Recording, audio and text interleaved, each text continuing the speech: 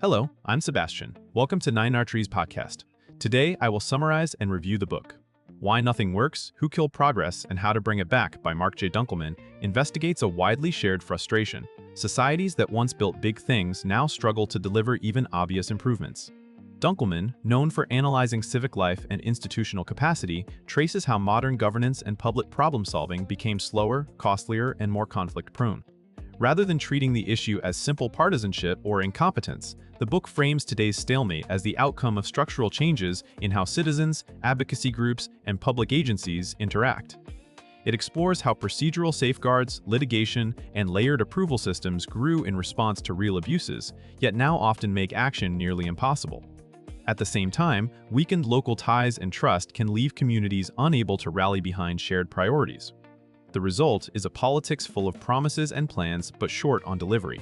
Dunkelman's aim is practical as well as diagnostic, offering a path to rebuild the capacity to make progress without abandoning democratic accountability. I will give you key takeaways from this book. Firstly, the shift from building to blocking. A central theme is the historical turn from an era oriented around building and expansion to one dominated by caution and constraint. The book connects modern paralysis to a long accumulation of rules, reviews, and veto points designed to prevent corruption, environmental harm, discrimination, and backroom deals. These protections often succeeded at their original purpose, but over time they also changed the default setting of public decision-making. Instead of asking how to accomplish a goal responsibly, institutions often begin by asking who might object and how the project can be stopped. This dynamic encourages defensive planning, endless documentation, and risk avoidance. It also shifts power toward those with the time, expertise, or resources to navigate procedure, including well-organized interest groups and repeat players in regulatory and legal arenas.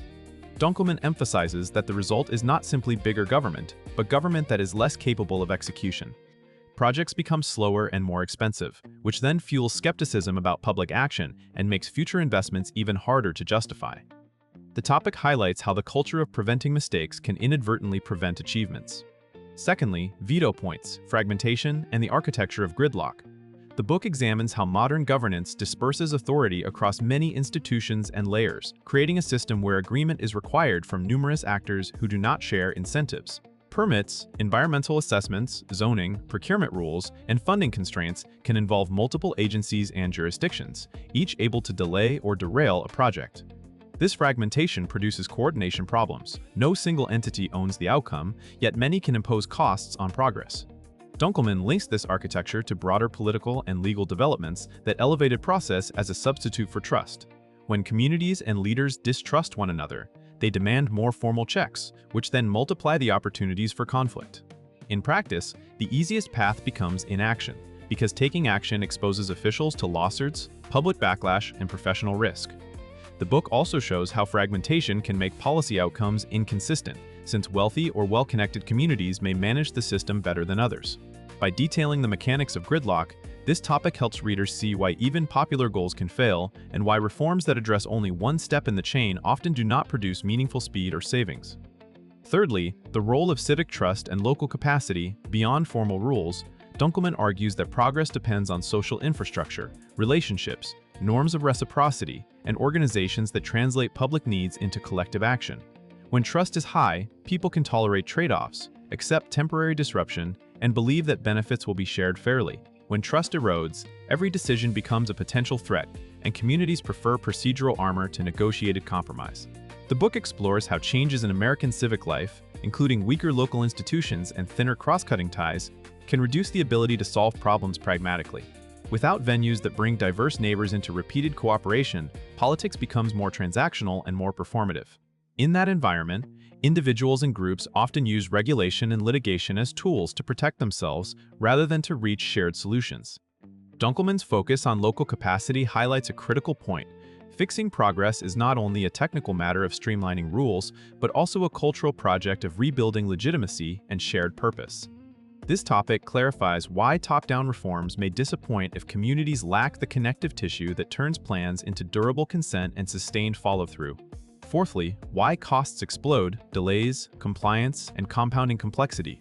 The book connects the perception that nothing works to the lived reality of ballooning costs in infrastructure, housing, and public services.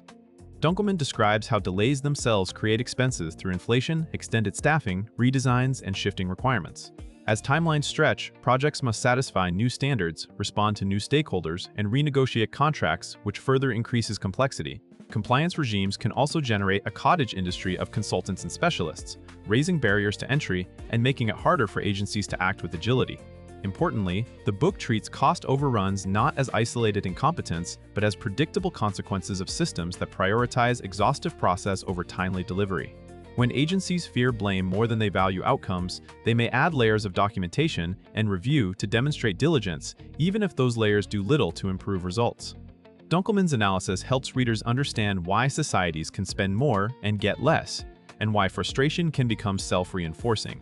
High costs provoke political outrage, which triggers more oversight, which produces more delay, which raises costs again. The topic builds the case that restoring progress requires attacking the cost drivers embedded in process and incentives. Lastly, a pragmatic path to bring progress back. The book's forward-looking argument centers on restoring the capacity to act while preserving democratic safeguards.